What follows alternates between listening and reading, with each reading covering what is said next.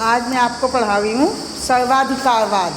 ठीक है, सर्वाधिकारवाद का मतलब होता है जिसमें या जिस शासन व्यवस्था में राज्य व्यक्ति के संपूर्ण जीवन, चाहे वो सामाजिक जीवन हो, चाहे आर्थिक जीवन हो, राजनीतिक जीवन हो, हर तरह से राज्य का अधिकार हो जाता है। व्यक्ति के अधिकार और स्वतंत्रताएं समाप्त हो जाती हैं। राज्य जो चाहता है वो देता है और जो नहीं चाहता वो उसको समाप्त कर देता है। तो एक तरीके से सर्वाधिकार, राज्य का व्यक्ति पर पूरा, सर्व माने पूरा अधिकार हो जाता है। उस शासन व्यवस्था को हम टोटलिटेरियनिज्म या सर्वाधिकारवादी व्यवस्था कहते हैं।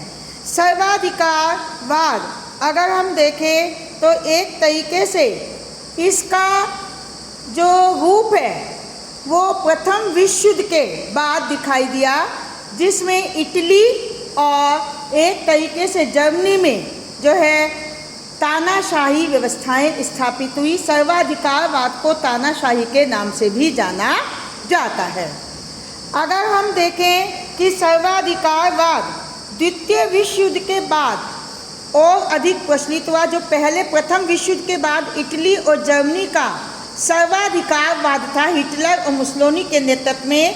हिटलर ने नाजीवादी दल और मुसोलिनी ने फांसीवादी दल के माध्यम से सत्ता प्राप्त की और वो तानाशाह या सर्वाधिकारवादी व्यवस्था को उन्होंने अपनाया। इसी तरीके से द्वितीय विश्व युद्ध या 1917 के बाद मार्क्स की विचारधारा से प्रभावित होकर पूर्वी यूरोप के देशों में एक तरीके से नए तरह का सर्वाधिकारवाद स्थापित हुआ। वो था साम्यवादी सर्वाधिकारवाद, जो कि चीन, रशिया और पूर्वी यूरोप के देशों यूगोस्लाविया, चेकोस्लोवाकिया आदि, पोलैंड आदि देशों में अपनाया गया। सर्वाधिकारवाद की दो ग्रुप हैं, एक है प्राचीन और नवीन। प्राचीन में क्या होता था कि राजतंत्र व्यवस्थाएं थी, लेकिन राजा अपनी मनमानी करने लगता था, वो निरंकुश राजा बन जाता था। और नए उसमें आप देखते हैं कि वो हम कह सकते हैं कि फांसीवादी दल के नेतृत्व में इटली में मुसोलिनी के द्वारा और नाजीवादी दल के नेतृत्व में हिटलर ने सर्वाधिकारवादी व्यवस्थाओं को अपनाया। फिर आपका दक्षिणपंथी और वामपंथी भी हम इन्हें कहते हैं। दक्षिणपंथी सर्वाधिकारवाद एक तरीके से इटली और जर्मनी का था, जबकि वामपंथी जो है साम्यवादी था, जिसमें चीन, रशिया आदि देशों में वामपंथी तानाशाही को अपनाया गया, जिसमें एक दल होता है और एक दल के नेतृत्व में चुनाव लड़ा जाता है, लेकिन चुनाव जीतने के बाद उसकी कार्य प्रणाली लोकतांत्रिक न होकर तानाशाही या अधिनायकवादी या सर्वाधिकारवादी रहती है। सर्वाधिकारवाद की अलग अलग परिभाषाएं विद्वानों के द्वारा दी गई हैं। जैसे मरियम डिक्शनरी है, वो ये कहती है सर्वाधिकारवाद एक ऐसी राजनीतिक धारणा है जो यह प्रतिपादित करती है कि नागरिक पूरी तरीके से निरंकुश राज्य सत्ता के अधीन होने चाहिए, निरंकुश राज्य सत्ता के अधीन होने चाहिए। पॉल जेकन ये कहते हैं कि सर्वाधिकारवादी राज्य का अर्थ एक ऐसी गैर लोकतांत्रिक अर्थात सर्वाधिकारवाद लोकतंत्र विरोधी विचारधारा है, जो राजनीति में पुलिस और आधुनिक मास मीडिया के माध्यम से किसी समुदाय के जीवन के सभी पक्षों पर अपना एकाधिकार स्थापित करती है। कैम्ब्रिज डिक्शनरी ये कहती है कि सर्वाधिकारवाद एक ऐसी सरकार है जो नागरिकों के जीवन के प्रत्येक क्षेत्र पर पूरा नियंत्रण रखती है। देखिए, बिल्कुल साफ बताया, वो एक ऐसी सरकार है जो नागरिकों के जीवन पर पूरा नियंत्रण रखती है और कोई भी विरोध की अनुमति नहीं देती। नागरिक सरकार का, शासक का किसी भी प्रकार से विरोध नहीं कर सकते। सर्वाधिकारवादी राज्य या सरकार कैसे पहचाने कि इस देश में सर्वाधिकारवाद है या लोकतंत्र है या राजतंत्र है। तो सर्वाधिकारवाद जो व्यवस्था है उसके अपने कुछ लक्षण हैं, कैरेक्टरिस्टिक्स हैं, विशेषताएं हैं, जिसके आधार पर हम ये मूल्यांकन कर सकते हैं कि ये व्यवस्था टोटलिटेरियनिज्म या सर्वाधिकारवादी इस राज्य में शासन व्यवस्था है। सबसे पहले हम कह सकते हैं कि ये एक विचारधारा पर चलती है, चाहे ये लेगी पूंजीवाद का सहारा, चाहे लेगी साम्यवाद का सहारा, चाहे लेगी निरंकुशता का सहारा। इसके अंतर्गत विचारधारा को केंद्र में रखा जाता है। एक दलीय व्यवस्था, जितने भी अधिनायकवादी या सर्वाधिकारवादी व्यवस्थाएं होती हैं उनमें अन्य दलों के निर्माण पर प्रतिबंध होता है। केवल एक ही दल होता है, उस दल के नेतृत्व में अधिनायक तानाशाह अपने कार्य को संपन्न करता है। दूसरा दल, दूसरे विचारों को कोई जो है स्थान नहीं मिलता। जैसे कि मैंने बताया, इटली में मुसोलिनी ने फांसी दल के माध्यम से, जर्मनी में हिटलर ने नाजी दल के माध्यम से, सोवियत संघ में लेनिन और स्टालिन के द्वारा या भी साम्यवादी दल के नेतृत्व में सरकार का संचालन किया जाता है। लोकतंत्र की तरह से वहाँ पर चुनाव होते हैं, लेकिन चुनाव अनिवार्य है, सबको देना होता है। जो नहीं वोट देता उसको जो है सजा या दंड भुगतना पड़ता है। और दल जीतने के बाद एक ही विचारधारा, एक ही व्यक्ति, कोई विरोधी दल, कोई वहाँ पर उनका विरोध करने वाला नहीं होता। राज्य की विचारधारा और इच्छा को पुलिस फोर्स, बल के माध्यम से लागू कराया जाता है। शासक जो भी नियम कानून बनाएगा, जो भी एक तरीके से आज्ञा देगा, उसका पालन करना जनता के लिए अनिवार्य होगा।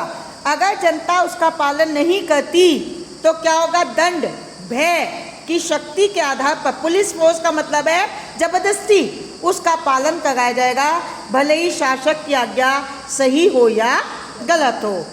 हत्यारों का एकाधिकार, वो जो है एक तरीके से उसका राज्य जो है सर्वाधिकारवादी राज्य हथियारों पर, सेना पर एक तरीके से कठोर नियंत्रण लगा देता है, क्योंकि ऐसा राज्य इस बात से डरा हुआ होता है कि कई जनता विद्रोह ना कर दे, कई लोग इकट्ठे होकर उस शासक के विरुद्ध क्रांति ना कर दें। इस डर के कारण वो सारी सेना, सारे हथियार इकट्ठे करता है, जिससे कि अगर जनता विद्रोह कर दे तो वो उसको अपनी ताकत के बल पर समाप्त कर सकती है।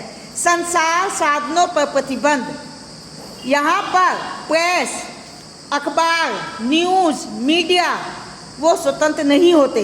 वो अगर जो बात कहते हैं वो किसके आधार पर कहते हैं? सरकार, राज्य, राजा जो भी कुछ कह रहा है उसका ही गुणगान करते हैं, उसका ही पक्ष पोषण करते हैं। निष्पक्ष होकर वो अपना मूल्यांकन या अपने विचार प्रस्तुत नहीं कर सकते।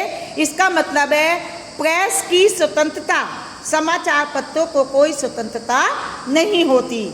केंद्रीय स्तर पर नियंत्रित शासन होता है, जो सेंट्रल गवर्नमेंट, सारी शक्ति एक स्थान पर। इसकी एक और विशेषता है कि सारी शक्ति एक ही व्यक्ति, एक ही पार्टी में निहित होती है। केंद्रीयकरण होता है और सारी शक्ति का प्रयोग एक ही व्यक्ति और दल के द्वारा किया जाता है। और उस केंद्रीय शक्ति के द्वारा किस तरह से हमारी नीतियों का निर्माण होगा, आर्थिक क्षेत्र में हम कहाँ व्यापार करेंगे, किससे नहीं करेंगे, उसका निर्धारण वही सत्ता करती है। अन्य लोगों से, विशेषज्ञों से कोई विशेष राय नहीं ली जाती। फिर आपका आता है कि लोकतंत्र और अधिनायक तंत्र में क्या अंतर है। अगर हम देखें लोकतंत्र और सर्वाधिकारवादी व्यवस्था में क्या अंतर है। लोकतंत्र जनता के प्रति उत्तरदायी शासन व्यवस्था है। लोकतंत्र में सरकार जनता के प्रति उत्तरदायी होती है। अगर वो जन इच्छाओं का या जन कल्याण की योजनाएं नहीं बनाती तो उसे अविश्वास प्रस्ताव द्वारा हटाया जा सकता है, या सरकार केवल 5 साल के लिए बनती है और 5 साल बाद जनता अपनी वोट की ताकत से ऐसी सरकार को अपदस्थ कर देती है जो जनहित में कार्य नहीं कर रही। लेकिन अधिनायक तंत्र में क्या होता है, शासक एक बार चुन गया और वो जो है अपनी इच्छा के अनुसार करता है। अभी मैंने कहा कुछ अधिनायकवादी या साम्यवादी देशों में चुनाव होता है इसी तरीके से 5 साल में, लेकिन वहाँ पर जनता को कोई स्वतंत्रता नहीं होती और शासक या पार्टी जनता के प्रति उत्तरदायी नहीं होती। क्या सही किया या क्या गलत किया उसके प्रति उत्तरदायी नहीं होती। दूसरा हम कह सकते हैं लोकतंत्र में जनहित जन कल्याण को ध्यान में रखा जाता है और उसके आधार पर नीति कानून बनते हैं। लेकिन सर्वाधिकारवादी व्यवस्था जनहित नहीं, अपनी पार्टी अपने राष्ट्रीय हितों को पूरा करने के लिए जिससे उसकी ताकत बढ़े उसके आधार पर कार्य करती है, भले ही जनहित हो या ना हो। लोकतंत्र के अंतर्गत नागरिकों को स्वतंत्रता मिलती है, स्वतंत्रता अधिकार, मौलिक अधिकार। लेकिन सर्वाधिकारवादी राज्य में नागरिकों को वही अधिकार और स्वतंत्रताएं मिलती हैं जो शासक चाहता है।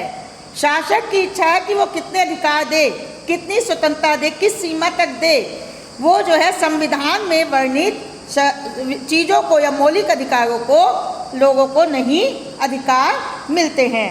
नेक्स्ट है लोकतंत्र के अंतर्गत जनता सरकार का विरोध कर सकती है, लेकिन सर्वाधिकारवादी व्यवस्था में जनता जो है सरकार का, शासक का विरोध नहीं कर सकती। अगर वो करती है तो उसे यातनाएं दी जाती हैं, जेल दी जाती है और उसे जिंदगी भर जेल में रखा जाता है। विरोध करने वालों को या तो चौराहे पर सजा दी जाती है या उन्हें जो है जेलों में बंद कर दिया जाता है। लोकतंत्र में एक तरीके से राजनीतिक प्रक्रिया में जनता की हिस्सेदारी होती है, जनता को भागीदारी दी जाती है स्थानीय स्वशासन के माध्यम से। लेकिन अधिनायकवादी व्यवस्था में जनता की भागीदारी नहीं होती, केवल कुछ सीमित लोग जो उस पार्टी के प्रमुख पदाधिकारी होते हैं वही सारी सत्ता का संचालन करते हैं। नेक्स्ट है आपका इनके गुण और दोष। अधिनायकवादी व्यवस्था के क्या गुण हैं और क्या दोष है। सबसे पहले हम देख सकते हैं कि अधिनायकवादी व्यवस्था जब होती है तो ये लाभ होता है कि कार्य कुशलता बढ़ जाती है। एक ही व्यक्ति काम करता है, इन लोगों का कहना है सर्वाधिकारवादियों का कि इसमें कार्य कुशलता बढ़ जाती है। जबकि हम ये देखते हैं कि जरूरी नहीं है, अगर शासक योग्य होगा, जनहित को ध्यान में रखेगा तो कार्य कुशलता बढ़ेगी। अगर वो अपने हित, अपनी इच्छाओं को पूरा करेगा तो वो व्यवस्था कार्य कुशल नहीं हो सकती। मिथ भी यही होती है, ये व्यवस्था कम खर्चीली होती है अपेक्षाकृत लोकतंत्र के। लोकतंत्र का संगठन ढांचा, पदाधिकारी, उसका एक विशाल जो है एरिया होता है और उसमें अनेक लोगों को जिम्मेदारी दी जाती है। लेकिन यहाँ पर कम लोगों के हाथ में सत्ता का संचालन रहता है, इस आधार पर ये कम खर्चीला शासन है, जबकि लोकतंत्र खर्चीला शासन होता है। लोकतंत्र ये सर्वाधिकारवाद, इसकी ये विशेषता है कि ये संकट काल में अच्छा रहता है। अगर उस पर आक्रमण हो जाए तो शासक अपनी इच्छा से निर्णय लेगा कि हमें क्या करना है, तुरंत अपनी सेनाएं निकाले या हथियार निकाले और वो निर्णय कर सकता है। ये व्यवस्था युद्ध को महत्व देती है, वो मानती है कि युद्ध व्यक्ति के लिए उसी तरीके से अनिवार्य है जैसे स्त्री के लिए मातृत्व। ये सर्वाधिकारवाद, अपने साम्राज्य के विस्तार, जो ये अधिनायकवादी व्यवस्था होती हैं, शांति में विश्वास कम करती हैं। ये दूसरे राज्यों पर आधिपत्य स्थापित करना चाहती हैं, अपने साधनों को बढ़ाना चाहती हैं और युद्ध में विश्वास करती हैं। जबकि अगर हम देखें इसकी आलोचना अगर हम करें सर्वाधिकारवादी व्यवस्था की, तो हम देखते हैं कि सर्वाधिकारवादी व्यवस्था में क्योंकि नागरिकों को स्वतंत्रता नहीं होती, अपनी इच्छानुसार अपनी प्रतिभाओं का विकास करने की योग्यता या वातावरण नहीं मिलता, तो ऐसे में व्यक्तियों का विकास अवरुद्ध हो जाता है। विज्ञानी या जो भी साइंटिस्ट हैं, हम कह सकते हैं जो प्रतिभाशाली लोग हैं विभिन्न क्षेत्रों में कला विज्ञान साहित्य संगीत में जो निपुण लोग हैं, उन्हें क्योंकि स्वतंत्रता का वातावरण नहीं मिलता, इसलिए उनकी प्रतिभा कुंठित हो जाती है और उनकी प्रतिभाओं का विकास नहीं हो पाता। समाज के विकास में बाधक, लोकतंत्र में जहां समाज के सभी व्यक्तियों को स्वतंत्रता देकर उनके विकास की कोशिश की जाती है, यहाँ पर केवल कुछ ही मुट्ठी भर लोगों के विकास का कार्य होता है, बाकी जनता का कोई विकास ज़्यादा नहीं होता। वो केवल सरकार और राजा की आज्ञा पालन करने के लिए मजबूर होती है।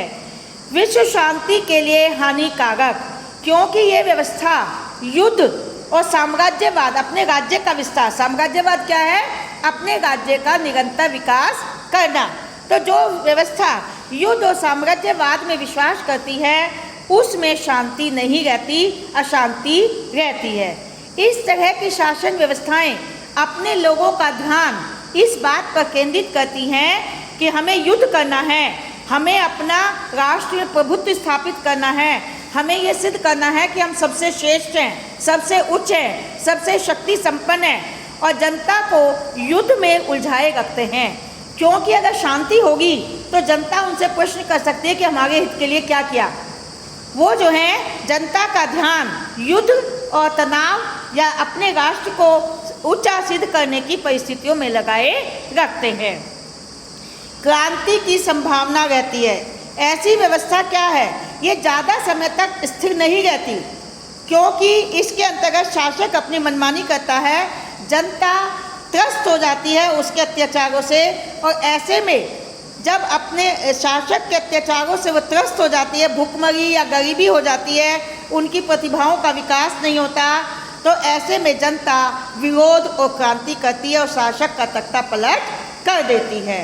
लोकतंत्र को खतरा, ये एक ऐसी शासन व्यवस्था है जो स्वतंत्रता, समानता, अधिकार, व्यक्ति के जीवन जीने के जो वो हैं उनको हानि पहुंचाती है।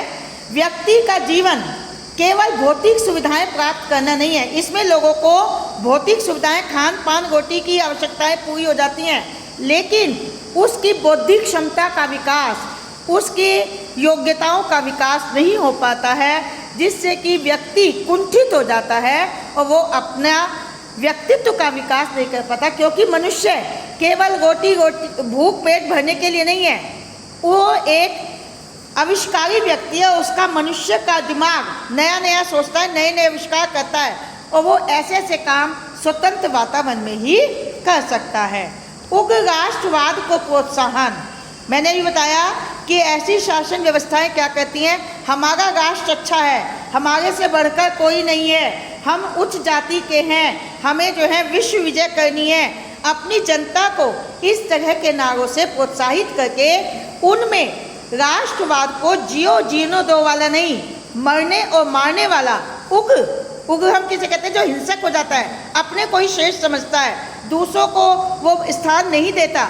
जबकि लोकतंत्र उदार राष्ट्रवाद में विश्वास करता है, जियो और जीने दो, विश्व शांति का समर्थक है। लोकतंत्र और सर्वाधिकारवाद दोनों परस्पर विरोधी विचारधाराएं हैं। ये आपका टॉपिक